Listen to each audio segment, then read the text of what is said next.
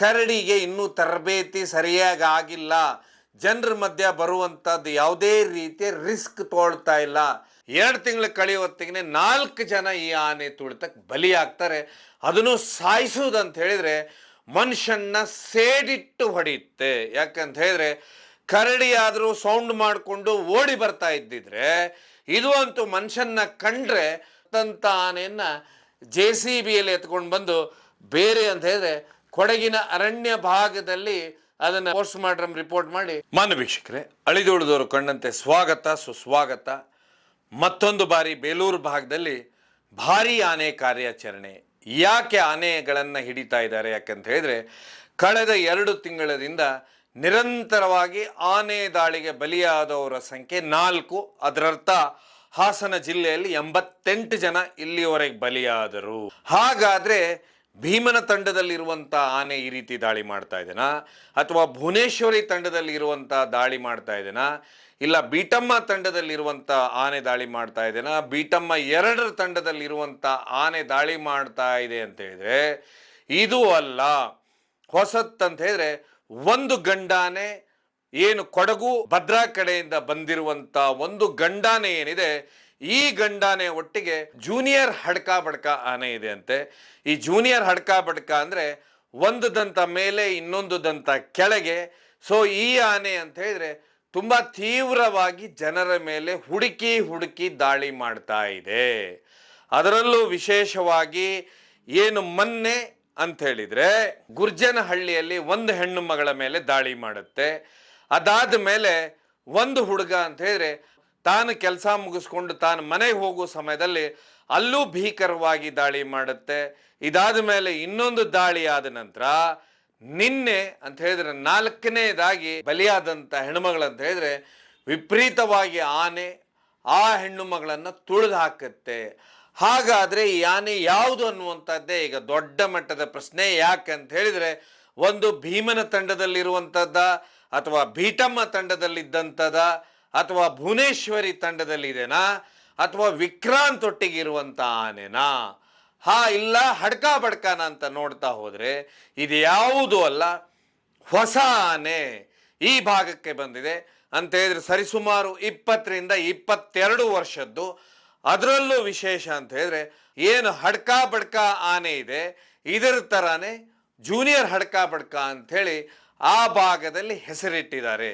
ಈ ಆನೆ ಏನಂತ ಹೇಳಿದ್ರೆ ನಿರಂತರವಾಗಿ ಮನುಷ್ಯನ ಮೇಲೆ ದಾಳಿ ಮಾಡ್ತಾ ಇದೆ. ಯಾಕಂತ ಹೇಳಿದ್ರೆ ಭೀಮ ಬೀಟಮ್ಮ ಇವೆಲ್ಲನೂ ಏನು ಚೀಕನಹಳ್ಳಿ ಅರಣ್ಯ ಭಾಗ ಇದೆ ಈ ಭಾಗದಲ್ಲಿದ್ದರೆ, ಇನ್ನೊಂದು ಕಡೆ ಬೀಟಮ್ಮ ತಂಡ ಅದೇ ಮತ್ತೆ ಮೂಡಿಗೆರೆ ಮತ್ತೆ ಬೇಲೂರು ರಸ್ತೆ ಭಾಗದಲ್ಲಿ ಭುವನೇಶ್ವರಿ ತಂಡನು ಇದೇ ಭಾಗದಲ್ಲಿದ್ದೆ. ಒಟ್ಟು 60 ಆನೆಗಳ ತಂಡ ಇದೆ. ಈ ತಂಡದಿಂದ ಅಂತ ಹೇಳಿದ್ರೆ ಆನೆ ಗುಂಪಿನಿಂದ ಬೇರ್ಪಟ್ಟಂತ ಈ 2 ಆನೆಗಳು ವಿಪರೀತವಾಗಿ ಮನುಷ್ಯರ ಮೇಲೆ ದಾಳಿ ಮಾಡ್ಲಿಕ್ಕೆ ಶುರು ಮಾಡಿದಾವೆ. ಅದರಲ್ಲಿ ಒಂದಾನೆ ಮನುಷ್ಯರ ಮೇಲೆ ವಿಪರೀತವಾಗಿ ದಾಳಿ ಮಾಡ್ತಾ ಇದೆ. ಹೀಗಾಗಿ ಸರಿಸುಮಾರು 2 ತಿಂಗಳು ಕಳೆಯುವ ಹೊತ್ತಿಗೆ 4 ಜನ ಈ ಆನೆ ತುಳಿತಕ್ಕೆ ಬಲಿಯಾಗ್ತಾರೆ. ಅದನ್ನು ಸಾಯಿಸುವುದಂತ ಹೇಳಿದ್ರೆ ಮನುಷ್ಯನ್ನ ಸೇಡಿಟ್ಟು ಹೊಡೆಯುತ್ತೆ. ಯಾಕಂತ ಹೇಳಿದ್ರೆ ಕರಡಿ ಆದರೂ ಸೌಂಡ್ ಮಾಡಿಕೊಂಡು ಓಡಿ ಬರ್ತಾ ಇದ್ದಿದ್ರೆ, ಇದು ಅಂತೂ ಮನುಷ್ಯನ್ನ ಕಂಡ್ರೆ ತುಳಿದಾಕ್ಬಿಡುವಂಥ ಆನೆ. ಹೀಗಾಗಿ ದಿಢೀರ್ನೆ ನಿನ್ನೆ ಏನೊಂದು ಆನೆಗೆ ಬಲಿ ಆಗ್ತಾರೆ ಹೆಣ್ಮಗಳು. ದೊಡ್ಡ ಮಟ್ಟದ ಅಲ್ಲಿ ಆ ಭಾಗದಲ್ಲಿ ಸ್ಟ್ರೈಕ್ ಆಗುತ್ತೆ. ಇವತ್ತಿಂದ ಆನೆ ಹಿಡಿಯುವ ಕಾರ್ಯಾಚರಣೆ ಅಂತ ಹೇಳಿದ್ರೆ ಆನೆಗಳಂತ ಹೇಳಿದ್ರೆ ಏನು ಬಿ ಟೀಮ್ ಇದೆ, ಬಿ ಟೀಮ್ ಇವತ್ತು ಬಂದು ಇಳಿದಿದೆ ಬಿಕ್ಕೋಡ್ಗೆ. ಅದರಲ್ಲಿ ವಿಶೇಷವಾಗಿ ಏನು ನಿಮಗೆಲ್ಲ ಗೊತ್ತು, ಈಗ ಮುಂದೆ ಇರುವಂಥವನಂತ ಹೇಳಿದ್ರೆ ಭೀಮ, ಧನಂಜಯ, ಸುಗ್ರೀವ, ಹರ್ಷ, ಕಂಜನ್, ಪ್ರಶಾಂತ್, ಹಾಗೆ ಮಹೇಂದ್ರ ಬಂದಿದ್ದಾನೆ ಇವತ್ತು ಅಂತ ಹೇಳಿದ್ರೆ ಈ ತಂಡಗಳೆಲ್ಲ ಆನೆಗಳು ಬಿಕ್ಕೋಡಿನಲ್ಲಿ ಬಂದಿದ್ದಾವೆ. ನಾಳೆಯಿಂದ ಮತ್ತೊಂದು ಬಾರಿ ಆನೆ ಕಾರ್ಯಾಚರಣೆ ಪ್ರಾರಂಭವಾಗುತ್ತೆ. ಹಾಗಾದರೆ ಈ ಬಾರಿ ಯಾವ ಆನೆ ಹಿಡಿತಾರೆ ಅಂತ ನೋಡ್ತಾ ಹೋದರೆ ಎಲ್ಲಕ್ಕಿಂತ ಹೆಚ್ಚಾಗಿ ವಿಶೇಷವಾಗಿ ಈ ಆನೆಯನ್ನು ಮನುಷ್ಯರನ್ನ ಟಾರ್ಗೆಟ್ ಮಾಡ್ತಾ ಇದೆ. ಈ ಆನೆಯನ್ನು ಹಿಡಿತಾರೆ. ಇದಾದ ಮೇಲೆ ಜನರಿಗೆ ಡೌಟ್ ಇರೋದಂದ್ರೆ ಆನೆ ಅಂದರೆ ವಿಕ್ರಾಂತ್ ಆನೆ. ಹೀಗಾಗಿ ವಿಕ್ರಾಂತನ್ನು ಹಿಡಿಬೋದು. ಆದರೆ ಇಲ್ಲಿ ಬರುವಂಥದ್ದಂತ ಹೇಳಿದ್ರೆ ವಿಕ್ರಾಂತನಿಗೆ ಮದ ಇದೆ. ಕಾಡಾನೆ ಭೀಮ ಏನಿದ್ದಾನೆ ಇವನಿಗೂ ಮದ ಇದೆ, ವಿಕ್ರಾಂತನಿಗೂ ಮದ ಇದೆ. ಆದ್ರೆ ಗೊತ್ತಿಲ್ಲ ಇದರಲ್ಲಿ ಯಾವ ಆನೆಗಳನ್ನು ಹಿಡಿತಾರಂಥೇಳಿ. ಯಾಕೆಂದ್ರೆ ಇನ್ನು ಸತತವಾಗಿ 1 ವಾರ ಈ ಆನೆ ಕಾರ್ಯಾಚರಣೆ ನಡೆಯುತ್ತೆ. ಅದರಲ್ಲಿ ವಿಶೇಷವಾದಂಥ ಆನೆಗಳಂತ ಹೇಳಿದ್ರೆ ಏನು ಒಟ್ಟಾರೆಯಾಗಿ ಮಂತ್ರಿಗಳು ಬಂದಿದ್ರಿ ಈ ಭಾಗಕ್ಕೆ, ಅಲ್ಲಿದ್ದಂಥ ಜನರಿಗೆ ಭರವಸೆಯನ್ನು ಕೊಟ್ಟು ಹೋಗಿದ್ರು. ಇನ್ನೇನು ಸುಮಾರು ಅಂತ ಹೇಳಿದ್ರೆ ಏನು ಪುಂಡಾನೆಗಳಿದಾವೆ 4-5, ಈ ಆನೆಗಳನ್ನು ಈ ಬಾರಿ ಹಿಡ್ಕೊಂಡು ಹೋಗ್ತೇವೆ. ಅದಾದ ಮೇಲೆ ಆನೆ ಧಾಮ ನಿರ್ಮಾಣದ ಹತ್ರ ನಾವು ನೋಡ್ತಾ ಇದ್ದೇವೆ ಅಂತೇಳಿ. ಹಾಗಾದ್ರೆ ಆನೆ ಧಾಮ ನಿರ್ಮಾಣ ಬೇಗ ಆಗಬೇಕಾಗತ್ತೆ. ಯಾಕೆಂದ್ರೆ ಈ ಭಾಗದಲ್ಲಿ ತುಂಬಾ ಆನೆ ಮತ್ತೆ ಮಾನವ ಸಂಘರ್ಷ ದೊಡ್ಡ ಮಟ್ಟದಲ್ಲಿ ನಡೀತಾ ಇದೆ. ಇದ್ರ ಮಧ್ಯಾಹ್ನ ಇನ್ನೊಂದು ಬರುವಂತ ವಿಷಯ ಏನಂತ ಹೇಳಿದ್ರೆ, ಏನು ಈಗಾಗಲೇ ಇದೇ ಭಾಗದಲ್ಲಿ ಹಿಡಿದಂಥದ್ದೇನು ಕರಡಿ ಇದೆ, ಹಾಗೆ ಸೀಗೆಗುಡ್ಡ ಅಂತ ಹೇಳಿದ್ರೆ ಬಬ್ರುವಾನ ಇರ್ಬೋದು, ರಾಜನ್ ಇರ್ಬೋದು, ನಿಮ್ಗೆಲ್ಲ ಗೊತ್ತು ದುಬಾರಿಯಲ್ಲಿ ಇರುವಂಥ ಆನೆಗಳು.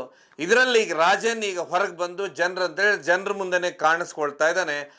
ಆದರೆ ಇಲ್ಲಿವರೆಗೂ ಕರಡಿ ಇನ್ನೂವರೆಗೂ ರೆಡಿ ಆಗಿಲ್ಲಂತೆ. ಯಾಕೆಂತ ಹೇಳಿದ್ರೆ ಕರಡಿಗೆ ಇನ್ನೂ ತರಬೇತಿ ಸರಿಯಾಗಿ ಆಗಿಲ್ಲ. ಜನರ ಮಧ್ಯ ಬರುವಂಥದ್ದು ಯಾವುದೇ ರೀತಿಯ ರಿಸ್ಕ್ ತಗೊಳ್ತಾ ಇಲ್ಲ. ಯಾಕಂತ ಹೇಳಿದ್ರೆ ಒಟ್ಟಾರೆಯಾಗಿ ನಾವು ನೋಡ್ತಾ ಹೋದರೆ ಏನು ಕರಡಿ ಬಬ್ರುವಾನ ಆನೆ ಇದೆ, ಇದನ್ನೇ ಮೊದಲಿಗೆ ಹಿಡಿತಾರೆ. ಆ ನಂತರ ಸೀಗೆಗುಡ್ಡ ರಾಜನನ್ನು ಹಿಡಿತಾರೆ. ಆದ್ರೆ ರಾಜನ್ ಪೂರ್ತಿ ತರಬೇತಿ ಪಡೆದುಕೊಂಡು ಈಗಾಗಲೇ ಮೌತ್ರಿಗೆ ಸೆಟ್ ಆಗಿದೆ. ಆದರೆ ಕರಡಿ ಇವತ್ತಿನವರೆಗೆ ಸೆಟ್ ಆಗಿಲ್ಲ. ಇದ್ರ ಮಧ್ಯೆ ಇನ್ನೊಂದು ಅಂತ ಹೇಳಿದ್ರೆ ಏನು ನೀವು ಕಾಜೂರು ಕರ್ಣ ಆನೆ ಇದೆಯಲ್ಲ, ಮೈ ತುಂಬ ಗುಂಡುಗಳಿದ್ದೇವೆ. ಅದರಲ್ಲಿ ಅದರ ಎಡಗಾಲು ಮತ್ತು ಬಲಗಾಲು ವಿಶೇಷವಾಗಿ ಅದರಲ್ಲಿ 2 ಗುಂಡು ತೆಗೆದಿದ್ದಂತ ಹೇಳಿದ್ರೆ ಪೂರ್ತಿ ಪಸ್ ಆಗಿದೆ ಅಂತ ಹೇಳಿದ್ರೆ ಕೀವಾಗಿದೆ. ಈಗ ಕಳೆದ 1 ತಿಂಗಳಿನಿಂದನೂ ಈ ಆನೆ ಕೂತ್ಕೊಂಡಿಲ್ಲ, ನಿಂತ ಜಾಗದಲ್ಲೇ ಇದೆ. ಇದರ ಕಂಡೀಷನು ತುಂಬ ಕಷ್ಟದಲ್ಲಿದೆ ಅನ್ನುವಂಥದ್ದು ಈಗ ಬರ್ತಾ ಇರುವಂಥದ್ದು. ಯಾಕೆಂದ್ರೆ ಈಗಾಗಲೇ ಕ್ಯೂನೇ ಸುಮಾರು ಲೀಟರ್ ಗಟ್ಟಲೆ ಇದರಿಂದ ತೆಗೆದಿದ್ದಾರೆ. ಆಮೇಲೆ ಇದು ಈಗ ಔಷಧಿ ಮೇಲೆ ಇದೆ, ಕಾಜೂರು ಕರ್ಣ ಔಷಧಿ ಮೇಲಿದೆ, ಕ್ರಾಲಲ್ಲಿ ಇರುವತ್ತೆಗೂ ಅಂದರೆ ಅದಕ್ಕೆ ನೋವು ತಡ್ಕೊಳ್ಳಿಕ್ಕಾಗ್ತಾ ಇಲ್ಲ. ಹೀಗಾಗಿ ಇಲ್ಲಿ ನಿರಂತರವಾಗಿ ಕಾಜೂರು ಕರ್ಣನ ಟ್ರೀಟ್ಮೆಂಟ್ ನಡೀತಾ ಇದೆ ಇದೇ ಭಾಗದಲ್ಲಿ. ಇದರ ಮಧ್ಯೆ ಮಾನವ ಮತ್ತು ಆನೆ ಸಂಘರ್ಷ ಹೇಗಾಗ್ಬಿಟ್ಟಿದೆ ಅಂದರೆ, ಇತ್ತೀಚೆಗೆ ಕೆಲವೊಬ್ಬರು ಆನೆಗಳಿಗೆ ನೇರವಾಗಿ ಕರೆಂಟ್ ಕೊಡ್ತಾ ಇದ್ದಾರೆ. ಯಾಕಂತ ಹೇಳಿದ್ರೆ ಇತ್ತೀಚೆಗೆ ಕೊಡಗಲ್ಲಿ ಒಂದು ಘಟನೆ ನಡೆಯುತ್ತೆ. ಏನು ಸೋಲಾರ್ ತಂತಿ ಇರುತ್ತೆ, ಈ ಸೋಲಾರ್ ತಂತಿಗೆ ಏನು ನೇರವಾಗಿ ಕಂಬದಿಂದ ವೈರ್ ಎಳ್ಕೊಂಡು ಸೀದಾ ಅಂತ ಹೇಳಿದ್ರೆ ಇದಕ್ಕೆ ಬಿಟ್ಟು ಬಿಡ್ತಾರೆ. ಯಾವುದಕ್ಕೆ ಹೇಳಿ, ಸೋಲಾರ್ ಅಂತ ಹೇಳಿದ್ರೆ ಕರೆಂಟೇ ಕೊಟ್ಟು ಬಿಡ್ತಾರೆ.